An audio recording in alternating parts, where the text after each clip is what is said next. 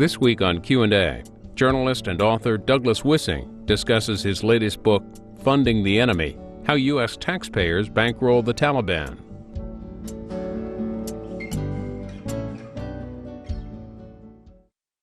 Douglas Wissing, you have a quote in your book about Afghanistan where you say the U.S. officials sure weren't telling the American public. The military called the press briefings at Kabul feeding the chickens. What chickens are they feeding? The American people, basically, through the media that would cluster to get little scraps of information. And what was told in those kinds of scenarios were much different than the on-the-ground reality that you found out in forward operating bases or combat outposts, where the soldiers would tell you the truth. Development officials would tell you the truth. What's the theme of this book? Well, when I was embedded in eastern Afghanistan, the soldiers started telling me that the U.S. government was wasting tens of billions of dollars on totally mismanaged development and logistics contracts. They started telling me there was this toxic network between distracted American officials, U.S. corporations, Afghan insiders and government officials, and the Taliban. Everybody was in on this. And the result was we were funding our own enemy. The soldiers would say, we're funding both sides of this war. And when they first told me that, it seemed preposterous. And the more I dug into it, the more interviews I did, the more reading I did into government documents and think tank reports and everything, they were right. We're funding our own enemy. And that's how I got the title of the book.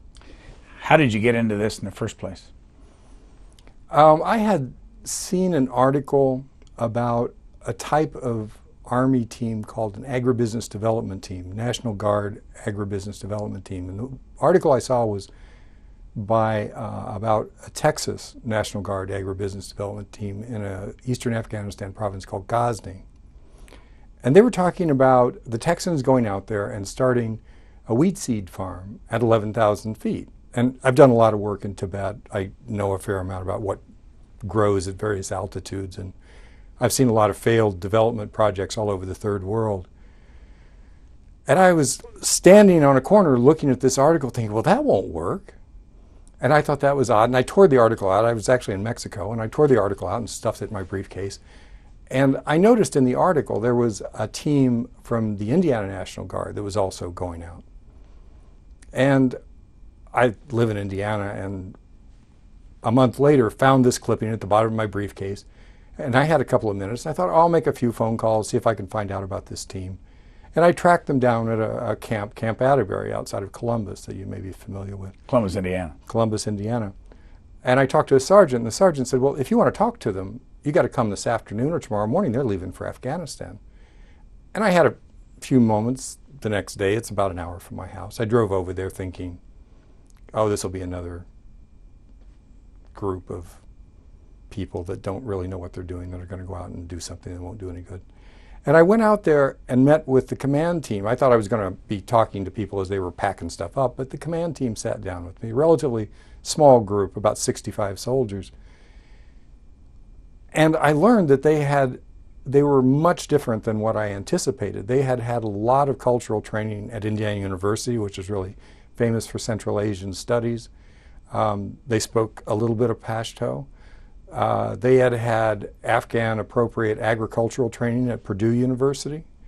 And I asked them, so what kind of projects are you going to do in Afghanistan?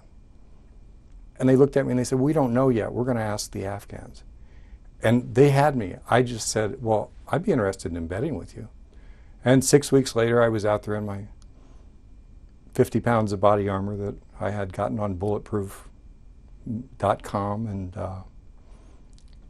that's how I got there. And then what I very quickly learned is the thing that was unique about the agribusiness development team soldiers is they had their own security. So they had a fleet of armored vehicles that are called MRAPs, mine-resistant kind of vehicles, enormous armored vehicles. They had a full platoon of security soldiers, and they had these agricultural specialists. Well, what that did, and they were out. Only about 10% of the American soldiers leave the bases, break the wire, as they say. The agribusiness development team was out in Afghan villages, interacting with Afghans all the time, several times a week. So you got to see, it was a great window into all kinds of aspects. We were in Host Province, which was the most violent province in Afghanistan, the most kinetic, as the soldiers say. Such a nice term for things that blow up. And so you got to deal with combat issues. You got to deal with development issues. You got to deal with Afghan-American interactions between the two governments. In some cases, we would be meeting with a sub-governor that everyone knew was also Taliban. So the complexities of this extraordinary war that we've been engaged in for a decade, things relating to what's called civ-mil, military-civilian cooperation between the State Department and the Pentagon, and those kinds of things. How did that work out? Those were all right there in this one group, and it gave me just an extraordinary lens to look at a lot of things. Where do you live? I live in Bloomington, Indiana. What's your full-time profession? I'm a journalist, writer. I do that. And in your lifetime, what kind of other work have you done besides this book? Well, I've been involved with historic preservation kinds of things. I've done work with, I've done a number of books on Indiana. I did a book on Tibet called Pioneer in Tibet, about a famous explorer. I had a printing company for many years. I've done a lot of things. When did you go to Afghanistan, and how many times have you been there? I was there in 2009. I was there a couple of times. I was there in the Pashtun regions of Pakistan pre 9/11. How long did you spend there? Oh, pre 9/11, a month, 6 weeks, something like that. Each one of these about a month, 6 weeks. How much money have U.S. taxpayers spent in Afghanistan? President Obama referenced $1 trillion. That number is subject to a lot of debate. For Afghanistan alone? For Afghanistan alone. I think that's relating to the ongoing costs, veteran stuff. How many Americans have been killed? We're running on toward 2,000. Injured? Tens of thousands. You write at the last page of your book, you say, none of it looks promising. Decades of American arrogance and cupidity have brought us to this point.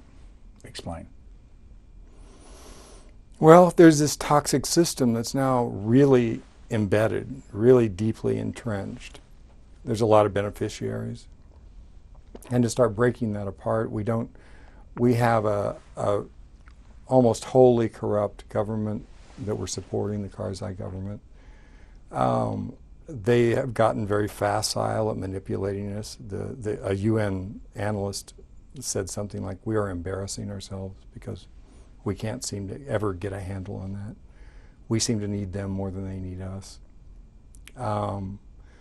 We have the military-industrial complex and the development-industrial complex that are making extraordinary amounts of money there. The Afghan insiders that are connected to the Karzai government are doing extremely well. It's a system. How does it work? Well, the money comes from the Congress. It goes out there. So the military controls a lot, and we're on very short rotations out there often. 6 months a year. Everybody has a to-do list, and spending the money is among the top things. You gotta, the burn rate. You gotta spend your budget, or you can't get more. So, it's a lot about spend, spend, spend. You got 6 months to add a line to your resume. We don't really track what the outcomes are. We track the input. We've planted 3.2 million trees. We don't ask how many are still alive a year later. And the big question that we don't ask is, what is the impact on the insurgency, have we had an impact by spending this money? That is a statistic that it's really tough to find. How does our arrogance show up? Well, we think we can send a specialist in for 3 months and he can penetrate an opaque tribal society and make any sense out of it. We believe we know exactly what's the right thing to do, and we often don't ask the Afghans what they want. We think we're rich and we're always right. What was your attitude before you went to Afghanistan in 2009? Were you against the war or for it? I don't think I exactly knew. I knew the stated mission was to bind the people of Afghanistan to the Karzai government, to the government of the Islamic Republic of Afghanistan. That seemed problematic to me because Afghanistan doesn't have a tradition of a centralized government. And also, the government is really corrupt. So that was going to be tough. Explain the corruption thing. What do you mean by corrupt? Well, Transparency International has a corruption index, transparency index, and they rank countries from most corrupt to least corrupt. Afghanistan was at the top of the charts, number 2 in 2009. I think they maybe slipped a little bit, but through the years that we've been there, they have climbed in the rankings to be among the most corrupt places on earth. Can you see this, though, when you're there? Can you see the money and who's gotten it and what they've done with it? Well, I can remember being in an old British fort outside of Host City, the capital of the province, and you could look down. It was up on a hill, 19th century British fort. And the soldiers would point, oh yeah, see, that's a narco palace. And you could see these vast new compounds down below. It's who gets what, when, and how, politics. What about the drug story? What have we done about fighting the drugs, or have we? We've gone back and forth. Initially, we really empowered the drug lords to drive out the Taliban, and then after the Taliban was gone, effectively let them have power again, and have had periods when we would have counter-narcotics programs and then we wouldn't. And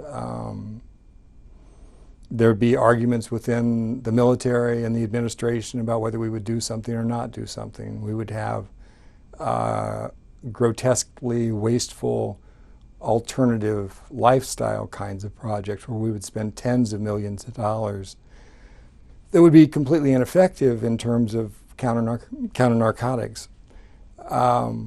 It was a lot about burning up money, and we didn't really impact it. It's still 90% of the world's opium is grown there.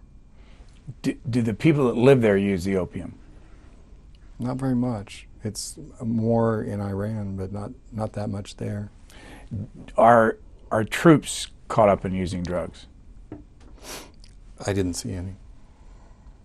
And so when you went there embedded with the Indiana National Guard, and other units, yeah. And other units, where were you and what was your lifestyle like on a day-to-day basis?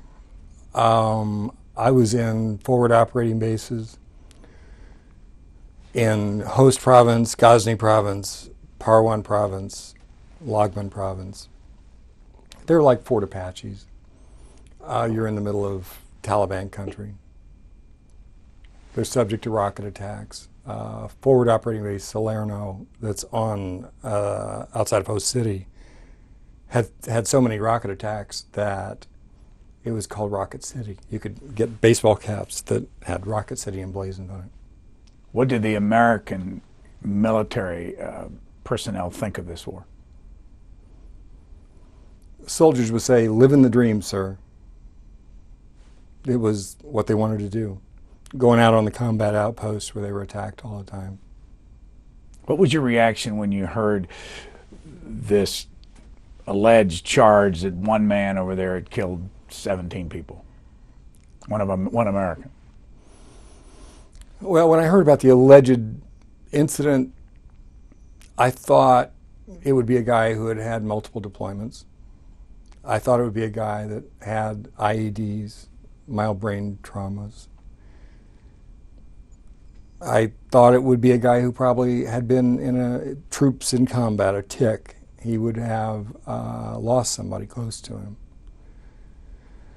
I didn't think that he had been a sniper, which is a whole different kind of personality profile and training. But that was what I thought. And then when the name was released, that was indeed the case. In your conclusion, you say, as America has upped its bets in Afghanistan, the insurgency has continued to grow in power and influence. How do you know that? Well, government documents primarily, sometimes non-governmental documents, UN documents, things of that nature. The military estimates that the Taliban has shadow governments in 33 of the 34 provinces. There were 16,000 IEDs planted last year, which is basically double the number every few years, that IED number. Explain exactly what an IED is.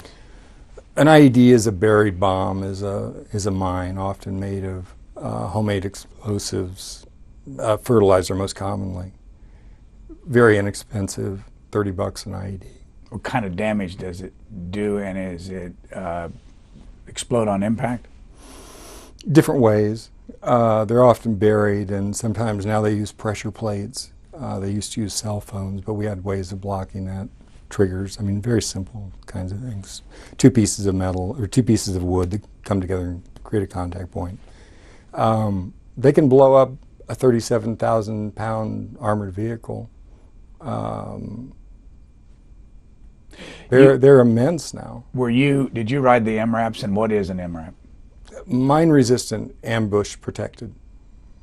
And it's $1.5 million vehicle that has a V-shaped bottom to it to deflect the blast. They have a machine gunner on top. And yeah, I was in MRAPs a lot. I was in a convoy that was, we hit an IED.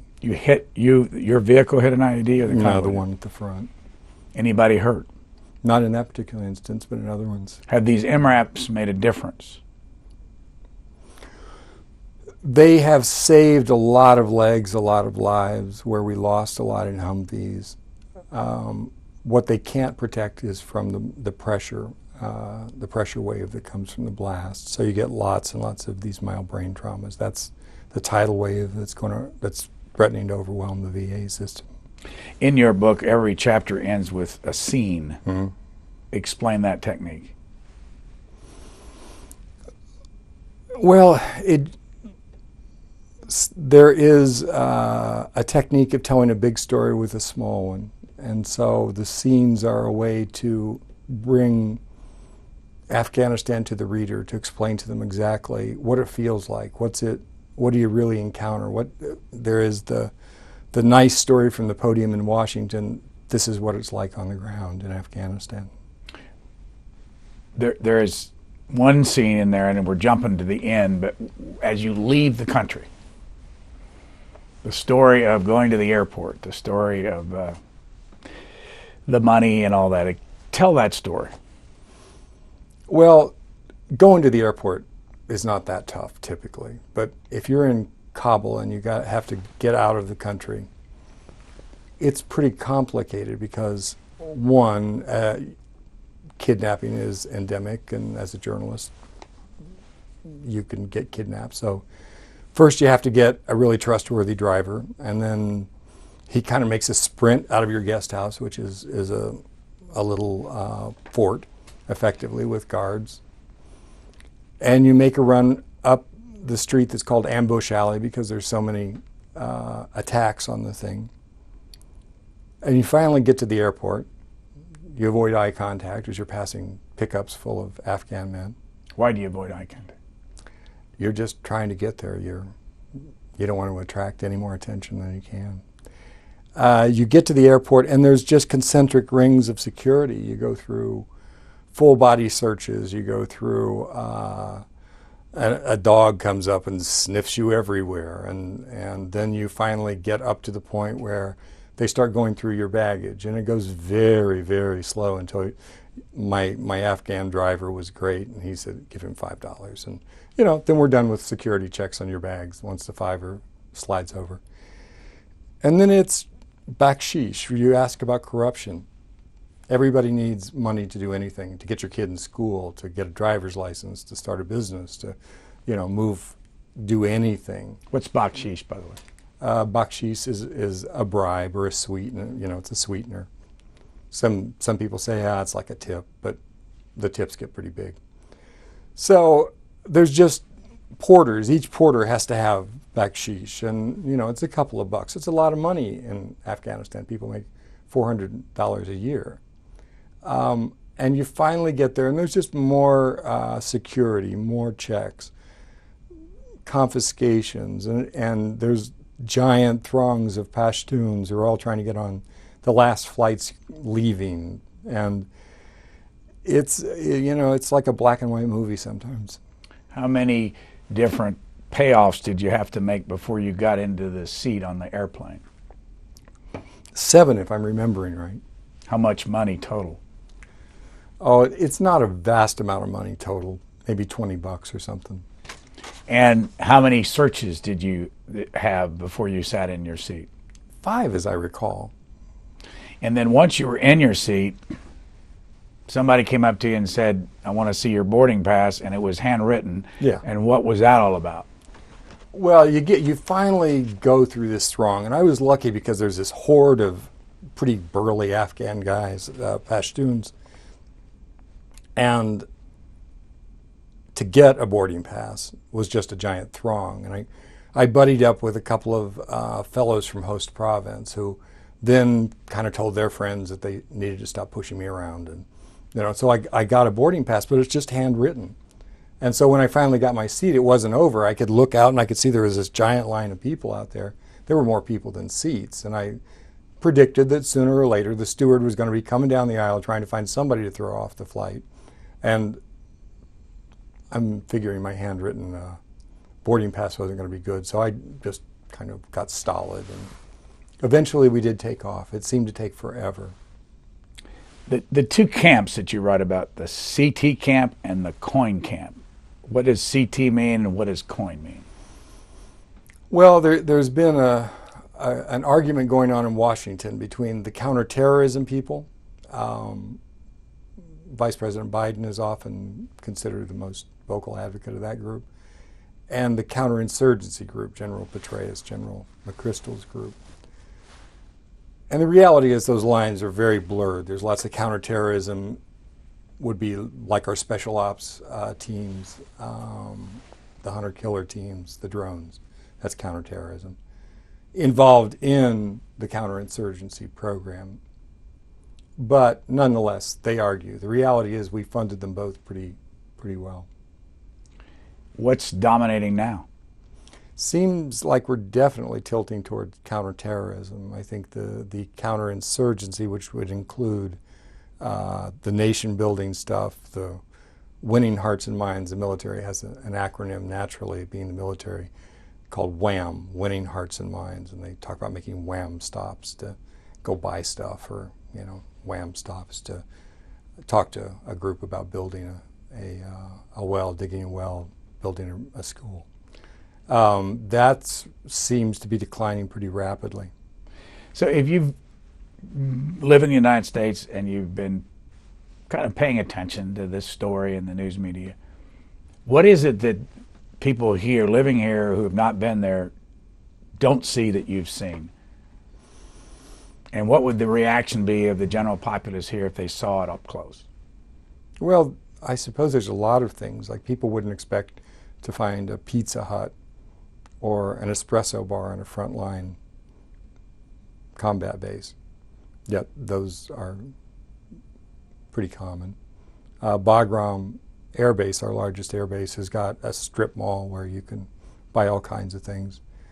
They'd probably be surprised to know that you can take classes on combat outposts where in between rocket attacks you can go take accounting classes. But I think they would really be amazed at the money that gets wasted, the projects that get funded at the level they get funded, that don't do anything, that don't have any connection to suppressing the insurgency. But again, how do you see this? Well, you can watch a project go through the process from having a contract, a request for proposals, going out to Afghan contractors, the bids coming in, and maybe it's for a series of dams. And you watch the process. So a request for, we'll just talk about one in a village called Shobokel, where the request for bids went out. There were 75 of them. It was for a series of small check dams. Check dams being basically piled up rocks, small piled up rocks, probably as high as your shoulder, as high as your waist, things like that. The villagers pile up rocks. And here, a guy with a bulldozer would maybe do it in a few days, and it would cost X amount of money. I'm maybe understating that some. At any rate, when the bids came in, the bids were for $450,000 in general, because the Afghans had learned we didn't care, we didn't know, and we would pay anything because it was all about spending money. And what had happened is that particular contracting mechanism, what was called CERP, Commander's Emergency Response Program money, had changed, and the maximum you could spend was $200,000. So the soldiers went back to these Afghan contractors and said, well, 450 won't fly. So suddenly the bids come in at 199,000. And then the money gets melted away in various ways, payoffs, and the officer in charge said, well, 30 or 40% may have gone to the Taliban, because this is a project being done in Taliban-controlled country, and the project never was attacked, and the Taliban just waited for payday. What's the Taliban? Well, the Taliban is a hydra-headed various groups. There are three kind of major insurgency groups. They are fundamentalist Islamic insurgents. Are they motivated by religion? Probably. Are they motivated by nationalism? Probably. Anti-foreign sentiment? Probably. But it's many groups. How many of what is the population of Afghanistan? Well, it hasn't had a census for a long, long time, but the estimates are between 25 and 30 million. How many of those would call themselves members of the Taliban? Well, I think what you find is there's lots and lots of people on the fence, because the Taliban is your cousin or your brother, and the Americans have already said they're leaving, so you cover your bets. So what does that mean? We tried to parse that into hardcore Taliban, moderate Taliban, things to make PowerPoint slides out of. Speaking of that, here's a photograph where there was, well, we'll put it on the screen. You can tell us what it is, but it says there, you lost it. What are they talking about? What's that photo? Did you take it? Yeah. It actually says the game, you lost it. And it's on a blast barrier that's beside a helipad on forward operating base Medarlam in Loghman Province, eastern Afghanistan. And I took this photograph early one morning. It had been a long night. The artillery had been going off all day, or all night. The rapid response teams had been going out because of attacks. And a soldier spray painted that on there. And it seemed to encapsulate a lot of what's gone on after 10 years of war. In one of your scenes, you talk about the tunnel in Kabul, between the embassy buildings. What was that scene meant to describe? Well, I had been out in eastern Afghanistan for quite a while, and it's rustic out there, I suppose would be about the nicest way to put it. And I had someone had arranged for me to stay on the American Embassy compound, and there's two parts to the compound, and there's a road that goes between them. And it used to be that the people in the embassy would just walk across the road, but the attacks grew so security got so bad there that they built a tunnel between the two sides because they couldn't cross the road anymore in the middle of Kabul that is supposedly surrounded by a ring of steel, and we have supposedly extraordinary security, but they're tunnel people. They have to use this underground tunnel to go from one side of the embassy to the other. And the big thing that you got in the embassy was I got an overnight accommodation in a hooch, in a trailer, basically. And the big thing was it had a private bathroom. That seemed like an incredibly exotic thing after being out in eastern Afghanistan. And one of the soldiers' wives told me that her husband was sending her back daily emails about how excited he was to have his own toilet and have his own shower. It was a big thing. What did the different National Guard agribusiness groups accomplish, if anything? And how many different ones were you embedded with? I was embedded with 5.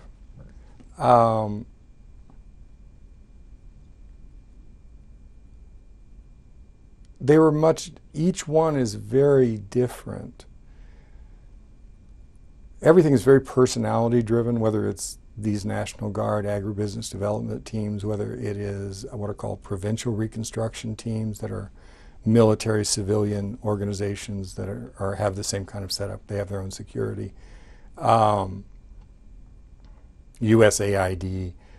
Things change very dramatically every time you shift a country director or shift someone who's working in a brigade. A new personality sometimes just brings a totally different way of doing things. And so each one of these agribusiness development teams were much different. Just as I talked about the Texas team that had this idea about the wheat seed farm at 11,000 feet, you had the Indiana team that was interested in doing very relatively low budget, high impact projects that used a lot of interaction with Afghans, and different groups had different ideas. Like about what? that. I mean, give us an example of exactly what they do. Well, we can use this sort of mega project with the Texans as one end of the extreme, where they were talking about airlifting in Great Plains style combines into an area where literacy is 10% and there's virtually no roads and no capacity to sustain that, to do a massive agribusiness kind of thing versus the Indiana team that would do, let's say, honeybee projects for teaching Afghan women how to raise honeybees to help them with their family incomes, or to teach them how to clean their wheat seed to get the weeds out of it, so you increase their yields by 10 or 12%, where it's incremental, it's sustainable, it's pretty simple. Building root cellars. You have to remember the Afghans lost a couple of generations of farmers. Between the Russians and between the Civil War, a lot of their traditional irrigation was destroyed. Their orchards, they have an extraordinary orchard tradition there. They were all cut down.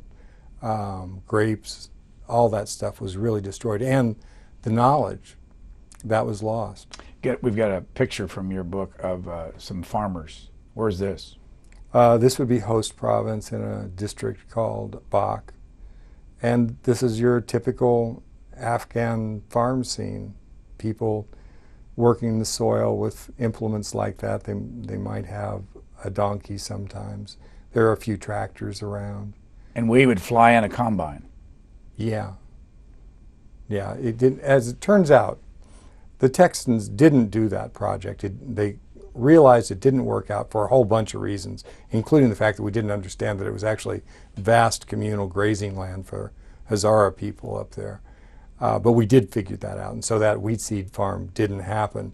They did something else that was a grazing, livestock excellence program. Is there any system of checks and balances over there? In other words, once money comes in and it's spent on a project, then a year later do we go around as a country and check things?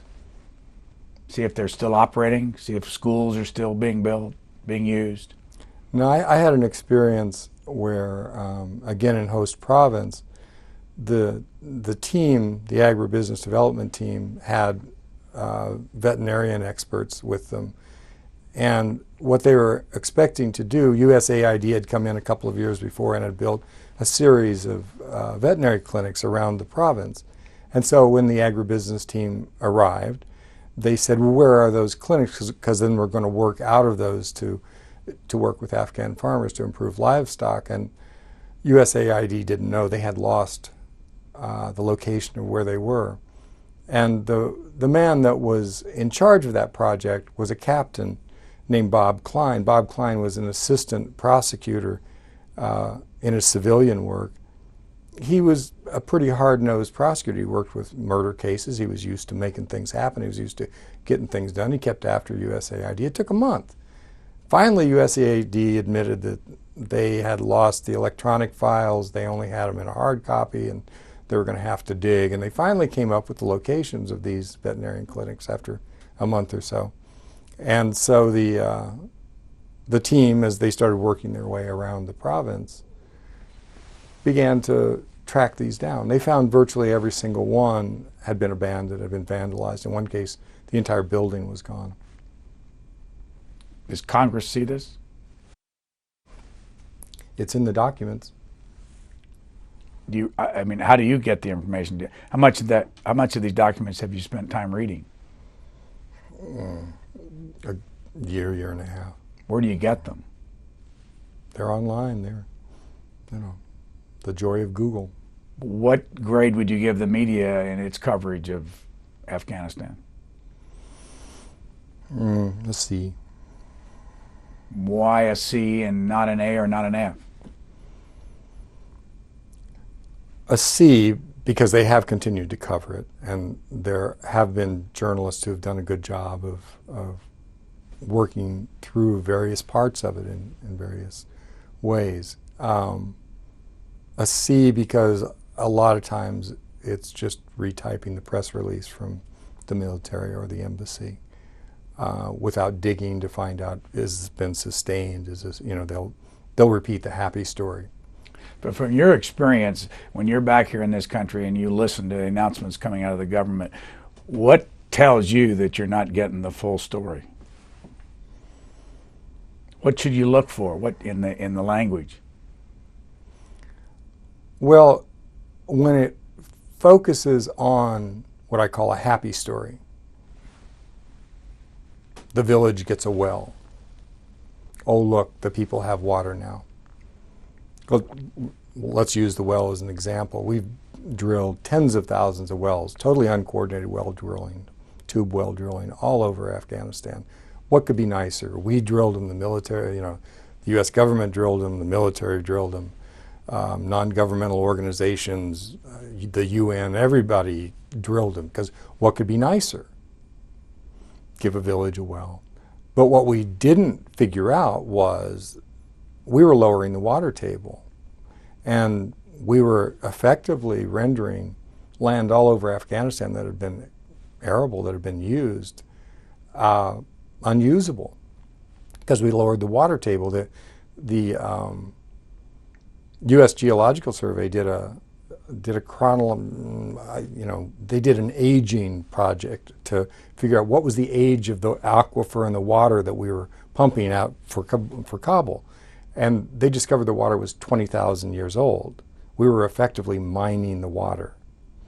And no one has any idea what's going to happen. I mean, a hydrologist just said, this is a very dramatic story because it doesn't replenish like it does here. You have a photograph in your book of, you explain what this is, but this has something to do with water. Where is this? This is a photograph taken from a Black Hawk helicopter. We were doing a reconnaissance flight, And you can see the impact of water. It's a very arid country. And where it's brown and green is where there's irrigation and water, and where it's gray and dry is where there isn't. So the importance of water is crucial in Afghanistan. And this is the kind of thing that we have impacted with uncoordinated well drilling. How many roads have we built? We've built a lot of roads. How many are still usable is another question. Why wouldn't they still be usable? Because we would build them very badly, because it was all about spend, spend, spend. We wouldn't have any budget for maintenance, so they were totally unsustainable. There's a process called de-scoping, where you basically accept whatever a corporation has done as fulfilling the contract, so they can lower the base of the road down to some minimal amount of crushed rock, and then not even do that, lower the pavement thickness, and very soon they're unusable. You tell a story in one of your scenes. Is it Tani province? Tani. Tani, in Host province, 2009. It's a Tani district, about the cement. The infamous Tani Dam. This was a project where a provincial reconstruction team, one of these military civilian entities, decided they wanted to build a dam. And they were hell-bent for leather to build that dam. And they did. And the big thing that always happens with this is the ribbon cutting ceremony. That, it seems like everything runs toward that photo op. And at the Tani Dam, everybody was there. The governor was there with all his security team. The military leaders were there. The provincial reconstruction team, the development people, USAID, everybody was out at the Tani Dam. And nice concrete dam. But it's in Taliban country. It's a little dangerous. Everybody's a little uneasy. And a lot of people were on a bank overlooking the dam. And out on the dam, you had the dignitaries with their security team. And suddenly, there was a gunshot. And everybody thought it was an attack. And then they looked around and they realized, oh no, it was one of the Afghan National Army guys that was guarding the governor. He had accidentally discharged his rifle, which is incredibly common out there. The soldiers would say, you need to keep something solid between yourself and them, because accidental discharges of the Afghan national soldiers is pretty rife. So the guy, I think, shot himself in the foot. And then they started looking around, figuring there's going to be a bunch of ricochet wounds because the guy discharged it into this new concrete. And there's no ricochet wounds. And they start looking closer, and they realize that this bullet has penetrated 4 inches into the concrete. It means that the concrete is effectively worthless. And I talked to an engineer about it, and he said, oh yeah, they used elephant concrete. That's that stuff that they get out of Pakistan. Whenever we see these bags, and he showed me a bag of elephant concrete. He said, whenever we see these empty bags around a job site, we shut it down because it won't work. And a hydrologist later said, I wouldn't want to be living downstream of the Tani Dam. What do you think, based on your experience over there, and you were there for how many months in 2009? About 3 months. What do you think the Afghanistan, I know this is a broad question, but the Afghanistan people think about the United States? An Afghan scholar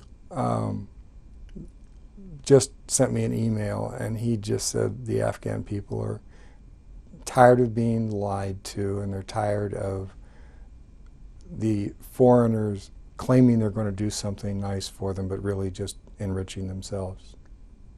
Who's enriching themselves? The foreigners, in his viewpoint. So there is a concept in the aid world called phantom aid, where we've spent about $60 billion on aid and development in Afghanistan.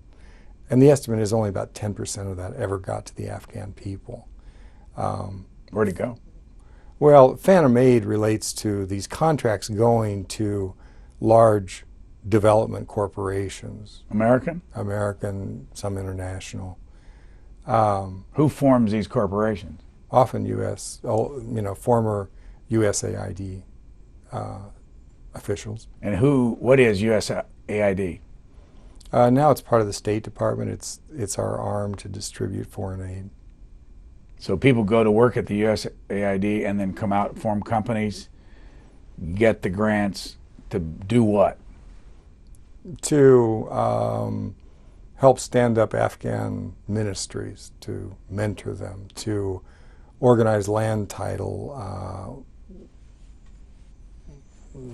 organize the entire land title process in Afghanistan that's really confused because of all the turmoil in Afghanistan, to do alternative lifestyle projects for opium farmers, to teach Afghan women how to raise chickens, to fill in the blank. If you can make a ton of money if you're an Afghan farmer off of growing poppy, why would you care about the rest of it? How would you talk somebody out of doing that? Well, they obviously haven't been too successful. So in effect, are we funding the growing of the poppies?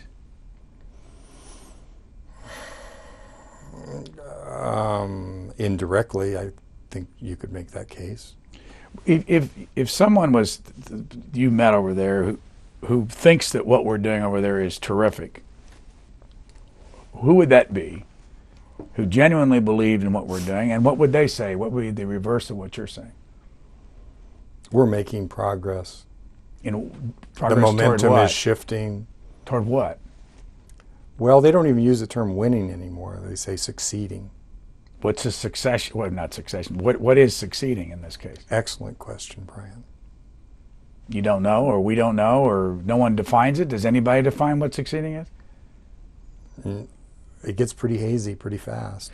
I read a piece recently. Lawrence Corby used to be in the Reagan administration in the Defense Department, and the headline on it was, it's time for Karzai to kick the U.S. out of Afghanistan. And he wrote about the fact that we were kicked out of Iraq, and that's the way we got out. What would be your reaction to something like that? Might be a good thing. I mean, is it time for us to leave there, in your opinion? Yeah. Right away? I mean, you do, in the beginning of your book, you talk about the history of different world governments involved in Afghanistan. Give us a brief background on how many different countries have tried to be involved there. Well, Alexander the Great had a rough time there. Genghis Khan had a rough time there. The British tried to subdue Afghanistan going back into the early 19th century up through World War I. But why, though? Why were the British interested in Afghanistan? Well, it was part of the Great Game where they were sparring with the Tsar and the Russians over control of Central Asia. So as the Russians and the Tsar were moving down through the Istans, the Islamic republics along that underbelly, the British were worried about them encroaching on India, their great colonial power. And Afghanistan seemed to become a very crucial part of that as part of the Great Game. Tibet did also. How did the Afghanistan people reject the British, and how many times did they lose? Well, the British have lost a couple of wars there, and then kind of came to a stalemate during World War I. What resulted from the stalemate? The Afghans got control of their foreign policy, and the British basically withdrew. What about the Russians, and how much did we support the Mujahideen on the other side? And what is that? What's that mean? The Mujahideen are Islamic holy warriors. Steve Kahl's great book, Ghost Wars, really goes into great detail about our support of the same people that we're now fighting. His book ends at the end of the Soviet war, but we were effectively setting a lot of those people up, the Haqqanis and Hekmatyar and other really pretty hardcore jihadi fighters. They're the same people that are now opposing us. How much of what the weaponry they're using are things that we gave them years ago? I don't think very much now. New generations. Who's funding the Taliban? You are, in part. Who else? Well, I spent some time with the Afghan Threat Finance Cell, which is a multi-agency group that is headquartered in the embassy in Kabul, and that one of their spokespersons told me that they figure the total budget's maybe about $500 million to $1 billion a year, and it comes from a variety of sources, including Gulf state donations from Arab states, including the opium trade, and including lots of skims from our development and logistics contracts. What's the story of the 2003 visit of Tommy Thompson, who was the head of Health Human Services for the George Bush administration? Well, there's a women's hospital in Kabul called Rabia Balk that became a really case in point to how things could differ so dramatically from what we said they were to what they actually were. And Tommy Thompson had gotten involved with this project with some help of the military to, quotes, modernize a women's hospital. The infant mortality is extremely high in Afghanistan. And so we were going to improve it, and the answer was cesarean births. That was what needed to happen. The problem was in Rabia Balk, there was no sanitation. And so people were defecating in corners. The afterbirth was hauled out in wheelbarrows and dumped out in front of the hospital. Women were birthing on plastic sheets one after the other. I talked to a civil affairs officer who had been part of this, and he was told, this is one of our premier projects, you got to make this happen. And he's a public health official down in New Mexico now. And he said he'd never seen anything like this. And he said, I hope I never have to see this again. The infant mortality rate skyrocketed. At the same time, Tommy Thompson was going around saying we had helped the women of Afghanistan. But get back to what's the motivation? I mean, you've seen the polls in this country about people's attitude toward Afghanistan. Why would the Republicans be behind this? Why would the Democrats, the president, be behind this? The other day I was talking to an old Afghanistan hand, and he taught me a new word that I had never heard. It's reify, R-I-E-F-Y. Do you know reify? I didn't. I looked it up. He told me what it was. Reify is the confusion of a concept with reality. And it seemed, I can see, he said that was the word that everybody was using in Afghanistan, reify. We were confusing a concept with reality. So the thing that sounds so great from the podium at the Pentagon has no correlation with the on-the-ground reality in Afghanistan. Do they not believe it? Are they consciously misleading the American people?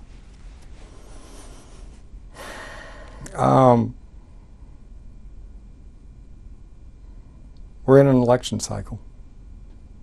And sometimes elections make for bad strategy. But what about go back to the checks and balances of what's going on? You talked about USAID. The Congress has been over there. Did you run into any of the members of Congress on a No, I didn't. delegation? No, I didn't. I did spend some time with some people out of Holbrook's office.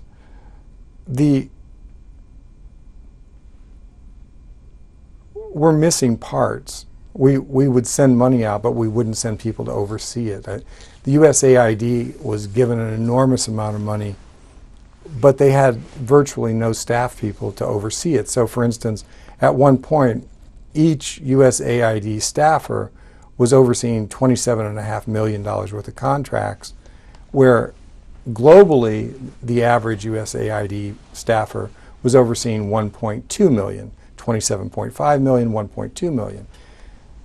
And it was a war zone, so you couldn't even get out to look at the project without having a big military escort. And we didn't have many soldiers there. It was tough to do anything. It was tough to oversee it.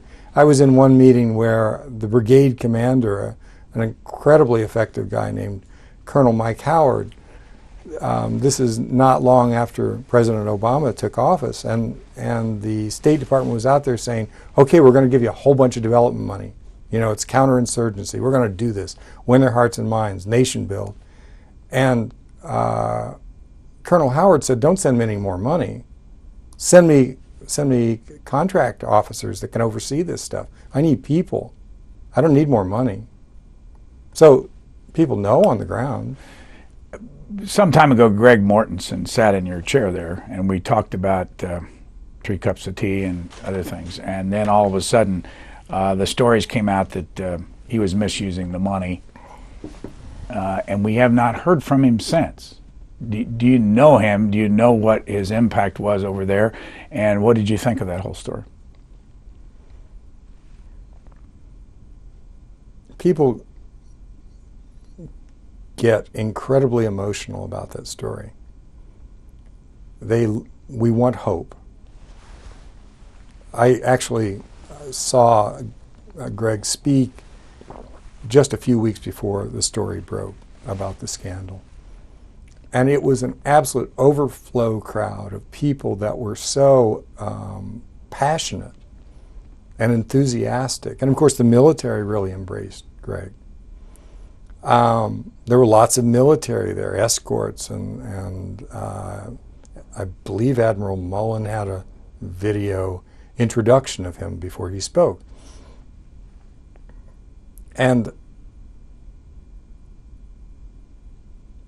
the story never really held water to people who knew about Afghanistan. When he would talk about where he was abducted and what happened to him or where he was building schools, it never quite added up. But it was really tough to tell people that because they wanted that story. They wanted that hope that there was the thing that could be done. And we want to believe that we can make a difference. We can come in with our way of thinking about things and have this very positive impact. Will we see him again?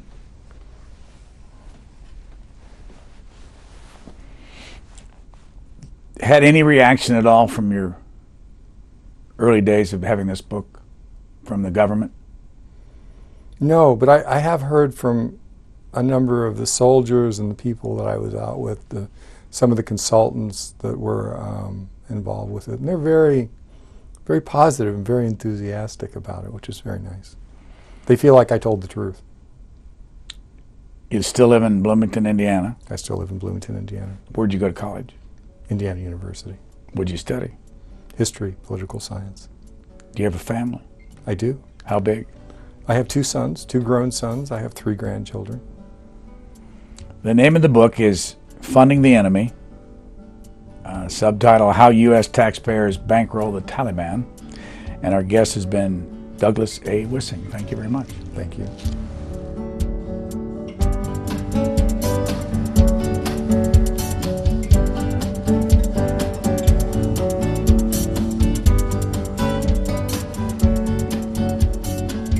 For a DVD copy of this program, call 1-877-662-7726. For free transcripts or to give us your comments about this program, visit us at qna.org. Q&A programs are also available as C-SPAN podcasts.